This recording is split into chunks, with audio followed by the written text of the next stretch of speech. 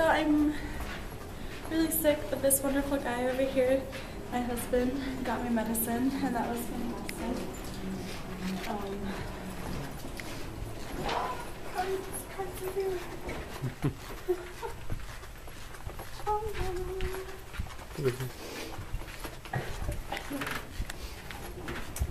But yes, my wonderful husband got me medicine this morning, and it's making me a little loopy. Anyway, so we're headed off to the Magic Kingdom because we got invited to do a test of the the Fast Pass Plus for Be Our Guest Restaurant for their lunch aspect, and there's more cards. We've reached housekeeping headquarters, apparently. Housekeeping hotspot. But anyway, so that's the plan. So we're going to go to Magic Kingdom, and then after Magic Kingdom we're going to go to possibly Hollywood Studios, and then after Hollywood Studios we're going to go to Epcot, and then we're going to head back to Hollywood Studios, because even though we did like everything yesterday from Hollywood Studios, we want to go back again because we really want to see Fantasmic again, because it's fantastic. What was that thing on Fantastic Fantasmic or something? That's really hard to say. Mm-hmm. Can't say it fast. But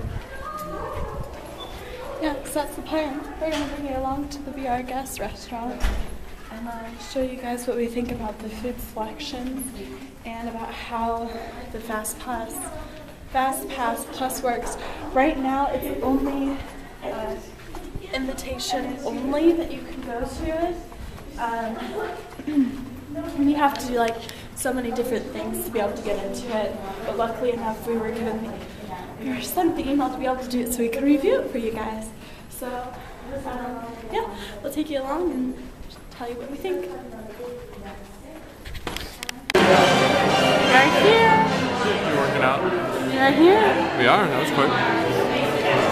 It was really quick. We literally walked up to the Fast Pass people, told them our name, what we were here for, and then they just sent us right in.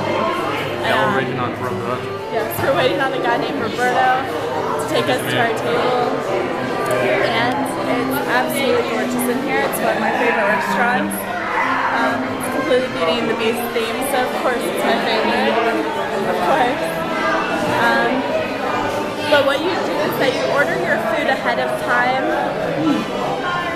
and you order it ahead of time so that way it's ready whenever you come in. So when you sit down, they have the food ready for you. Yep. So that's really nice. You don't have to wait. Yeah. This should be interesting. Yeah.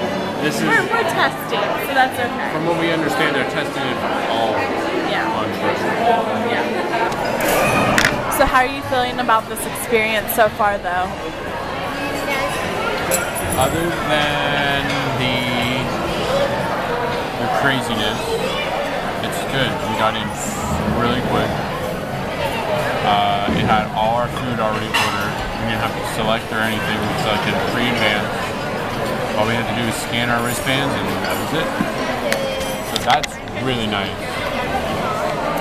Yeah, I would have to agree. I think it was really nice, the fact that we could just walk in, scan our bands, and the fact that our food was already picked out. And I asked, we were sitting in there, and I turned to the lady, I'm like, what do I do now? She's like, oh, nothing, the dishes will find you. So I'm expecting us to have to do like all this other stuff when we don't have to, which is really nice. Yep. And it makes it for a lot quicker. And speaking of which, I think this is our food, actually. Delivered tableside. Hello. Yep. Yep.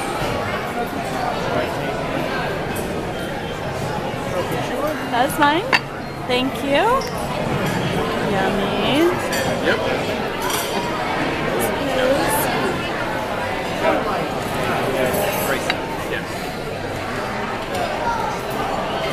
Oh, they're so cute. So cute. First time for lunch.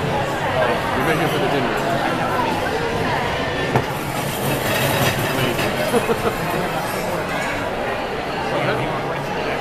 Thank you very much. Thank you. And just like that, there's our food. Magically found it. Yeah, that's another thing. We didn't have a table marker. The only thing we had are our magic bands. So that's what we're thinking. That's how they track us, which is really cool and really creepy at the same time. Look at how cute. Yes, because you sit anywhere. Yeah. They don't assign you to seating. They just say go sit, which is cool. So I got some kind of fancy grilled cheese and yeah, what did I get? The croque monsieur with pomme fries, and then Liz got the roast beef sandwich, and then we both got the master cupcakes, which is the gray stuff on chocolate cake. Alright. So here we go.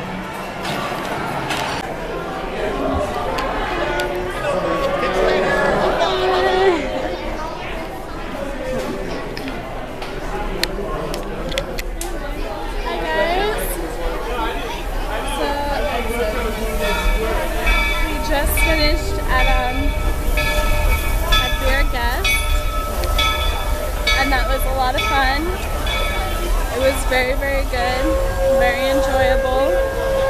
I really enjoyed it. Bye. But yeah, so we really enjoyed it. It was very, very good. The Master's cupcake was my favorite part of the entire meal, but of course it was because it was dessert. Anyway, so we're heading off to Hollywood Studios next, right? And we have fast passes for Tower of Terror, Toy Story Mania, and Star Tour. Same thing as yesterday, because this was like the only good set, of rides that we tend to ride. Can't pick Rock and Roller Coaster and Tower of Terror. Yeah, so, and I can't really ride Rock and Roller Coaster again. It was pretty hard on me yesterday, so we're gonna try and avoid that this time around. But yeah, so that's the plan, and we're gonna go from there. And they kept trying to release it. Wouldn't find it. They had to get a ladder. We had to climb that. Super scary. And we have a debate on whether or not the left line is shorter or the right line is shorter. Waiting on their volunteers on the end of the dock. If everyone will follow me, I'll show you where it's at.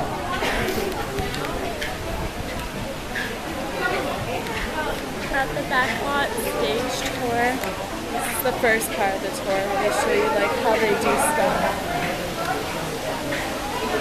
It's pretty exciting. We're stopping about right here. This is perfect. Everybody else, please keep coming all the way down. Fill in all of that available space. Excited. Once again, that's the family in the middle. They're waiting on their volunteers on the end of the dock. That's exciting. The Sky Crew, you see an incoming helicopter.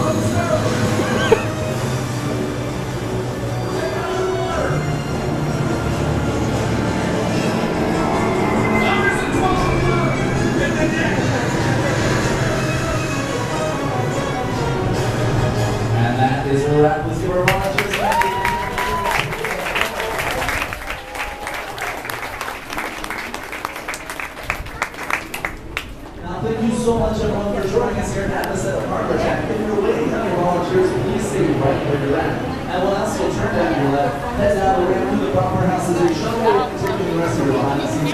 Thank you. We hope you enjoy the rest of your studio Backlot Tour and your day here at Disney's Hollywood Studios.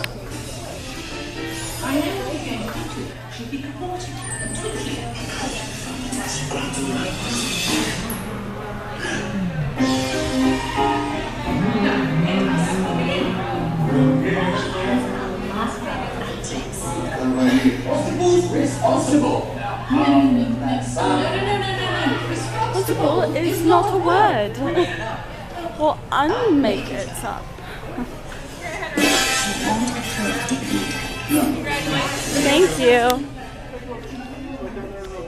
How many here? Row 3, please. Hey guys, how many? You join them in row 3, please.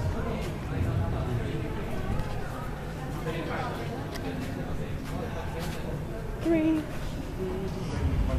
can get me wet. No, how am I getting you wet? I'm on the outside. If I wanted to get you wet, I'd put you on the outside. Alright, ladies and gentlemen, on the lookout, please take a look down at your feet. Make sure that you and everyone in your party is standing totally and completely behind that yellow line. Please do not cross the yellow line until the shuttle has stopped, the doors have opened, and the cast member on board.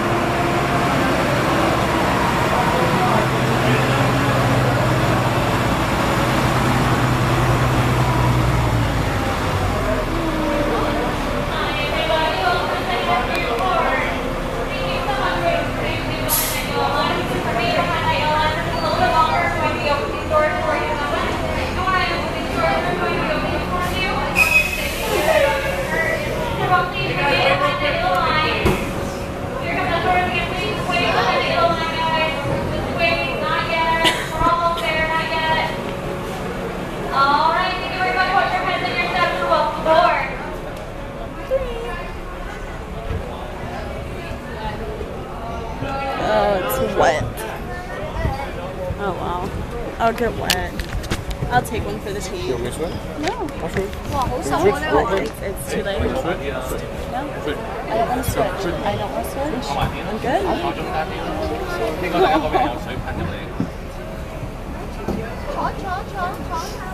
You just made me sad. I'm sorry. I'm sorry.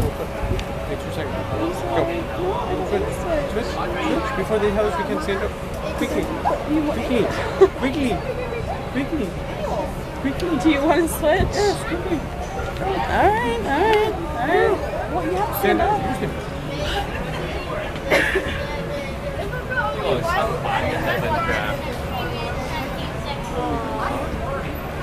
That's a good idea. Deal with it. That is the XD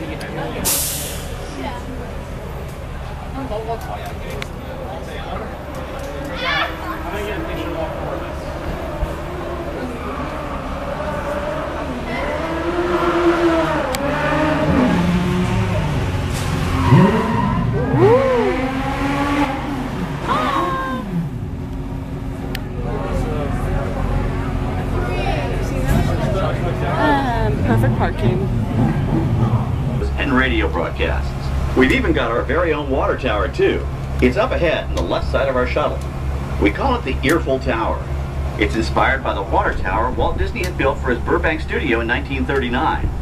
Our Florida tower stands a lucky 13 stories high, and we added our own creative touch, a giant set of Mickey Mouse ears.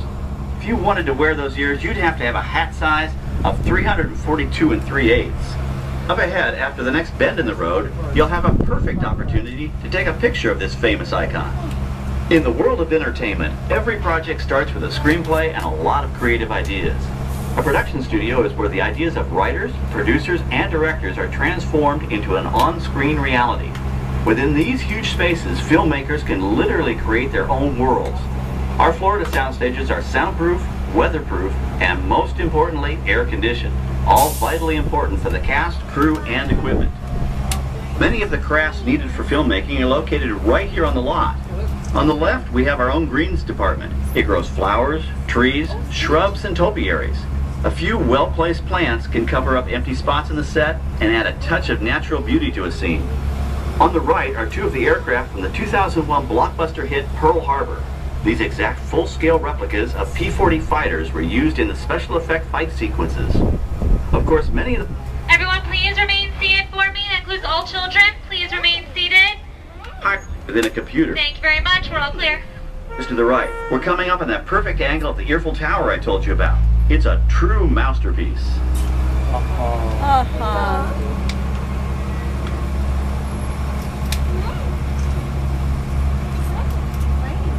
We're entering one of our most glamorous and colorful departments, creative costuming. Every star has to have just the right wardrobe, and it all begins here with a designer's sketch.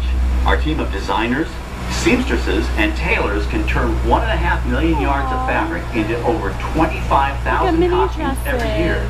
Many of these costumes will become part of the shows and attractions of the Walt Disney World Resort. In fact, here in Florida, we have the largest working wardrobe department in the world. Why, Mickey Mouse alone has over 175 different outfits to choose from, while Minnie Mouse keeps more than 200 unique costumes in her wardrobe. On the left are costumes worn by the stars in recent studio productions. You'll probably recognize some of those costumes from the big screen. Every story needs a setting, and our design staff can create just about any place a script calls for, from an urban city street to a remote desert canyon. On the left is our scenic shop where large-scale sets and props are built. Our team of set designers, carpenters, artists, and engineers has created caves and caverns, game show sets, even replicas of the U.S. Supreme Court and NASA's Mission Control, all on our sound stages. The shop also provides sets and props for our shows and parades here at Walt Disney World. The same skill and craftsmanship that goes into a movie set can also be used to create magic for our parks. Either way, it's all about making dreams come true.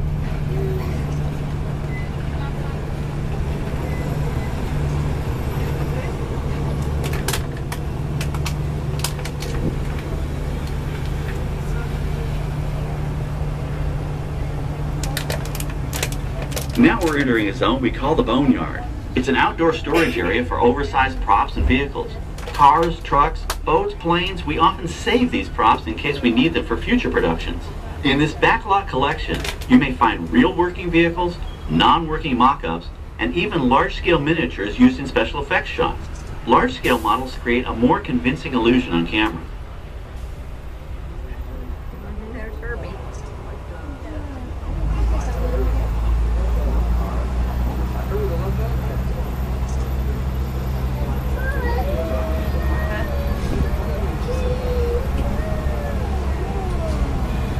We're now passing by the sets for our Lights, Motors, Action, Extreme stunt show. On the left, you may catch a glimpse of the Mediterranean fishing village that sets the stage for this thrilling attraction. We'll get a closer look at it soon, but for now, we're approaching one of the largest standing sets on our back lot. It's over on the right. It may not look like much from this angle, but it's pretty spectacular on the other side.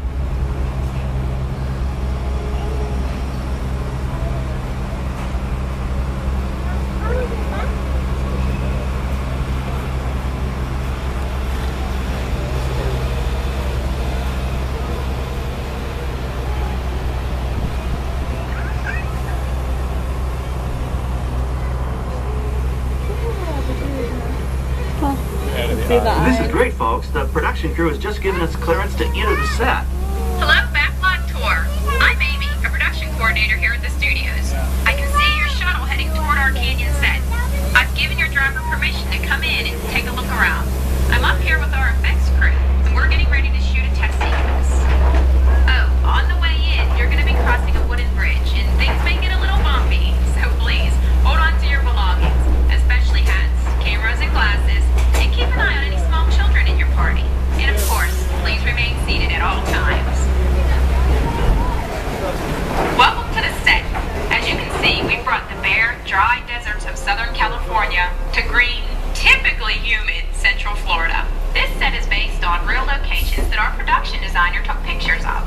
Our set crew spent about 6 months building the canyon. But we've used... to sit on that side. Guys, all children must be seated on lap 4 benches for me, please. Thank you very much. Anchor truck. We found this one in our boneyard, but it was too big to drive into place. So we picked it up with a crane and set it down here. We're up on on the overhead platforms and I see our director has arrived. As soon as the rain effect is ready, we'll begin the sequence. This sudden shower is really just a special effect. We've rigged up a series of water nozzles just above your tram. The water sprays in a crisscross pattern to create a sense of depth. But this storm only covers the first few feet of this depth.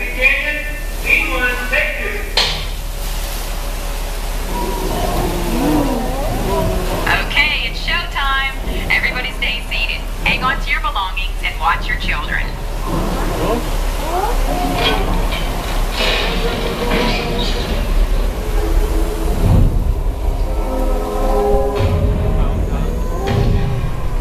Gonna get high.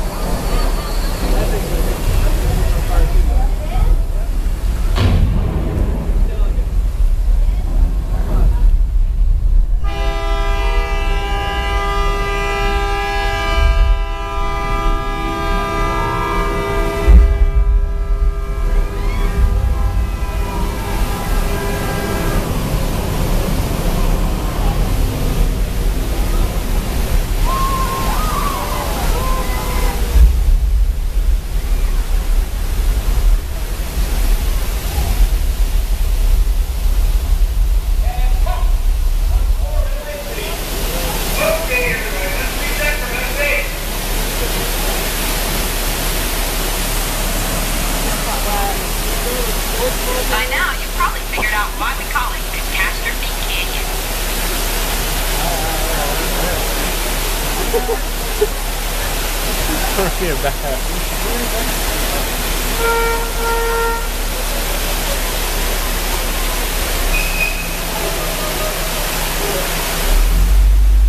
Now, let's go behind the scenes and find out how this spectacular sequence was created.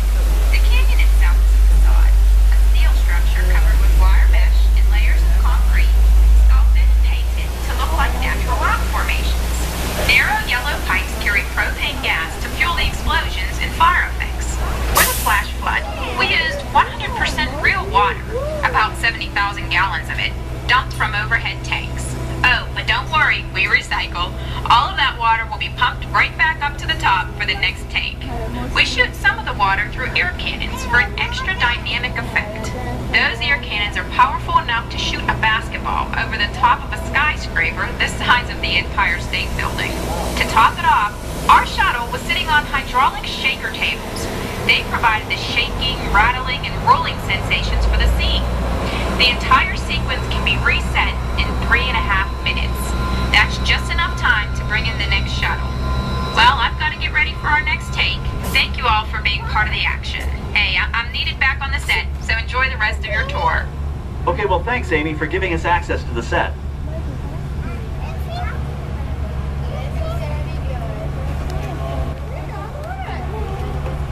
Hi everybody, I'm Bob Sganaway, director of the new Disney Toon Studios animated feature, Planes, Fire and Rescue. Looks like the historic aircraft on the right is getting into the spirit of our new film. It would fit right in with Dusty Cropphopper, Dipper, and all their high-flying friends from Piston Peak National Park. You know, that plane was known at airports across the country as November 234 Mickey Mouse, or the Mouse for short. Back in the early 1960s, Walt Disney himself used this plane to scout locations for what he referred to as the Florida Project. His team purchased many acres of land here in Central Florida, but they kept the Disney connection a well-guarded secret. Eventually, the secret was out, and the Walt Disney World Resort became a reality. Enjoy the rest of your tour, and I hope you enjoy Planes, Fire and Rescue. On our right, we once again sweep past the magnificent Mediterranean village of our Lights, Motors, Action Extreme Stunt Show. This high-octane attraction is based on the hit show from the Walt Disney Studios Park in France. In this action-packed production, you'll feel like you're right there on the set during the filming of a spy thriller, complete with custom-built cars, motorcycles, even jet skis. You'll experience the split-second timing, coordinated driving, and fiery special effects that make action movies a real blast. This staging area to our right is known as Acceleration Alley. Here, the custom-built stunt show vehicles rev their engines up to 70 miles an hour before making their high-speed entrances onto the stage for our Lights, Motors, Action Extreme Stunt Show. Of course, these are professional stunt drivers. We hope you'll enjoy their daring driving skills, but please, don't try them yourself.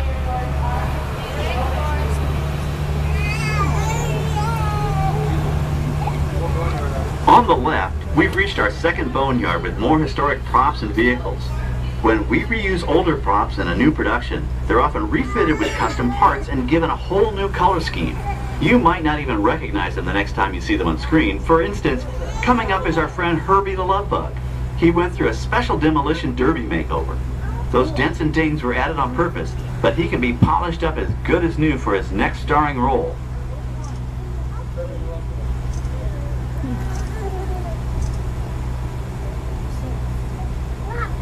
On our right, we now have a very different view of the fishing village set. From this point of view, you can see that there is no inside to the buildings. They are just false fronts or facades. In the movie business, set builders only create what the camera has to see. It's an old movie trick dating all the way back to the silent era. To add to the sense of realism and avoid the cost of set building, many of today's television shows and movies film on location in cities and towns across the U.S. But out in the real world, you've got to contend with noise, traffic, crowds, and various visual elements that may or may not belong in your film. Here on the Backlot, we can avoid these problems because we created our very own flexible urban environment. Our Streets of America facades can stand in for a small town or a giant metropolis. As we come around the last corner on our route, you'll see the skyline of New York City in the distance. It's really a series of painted flats, expertly designed to fool the eye and the camera. We can dress and decorate these streets to look like any city we want, from Chicago to San Francisco. Depending on the choice of vehicles, props, and costumes, we can even turn back the clock and set our story in a different time. And what's more, these sets are built with Florida weather in mind. They're made to withstand 100-mile-an-hour winds. You're welcome to visit our Streets of America anytime during your visit today and get an up-close look at the skills of our set designers and builders.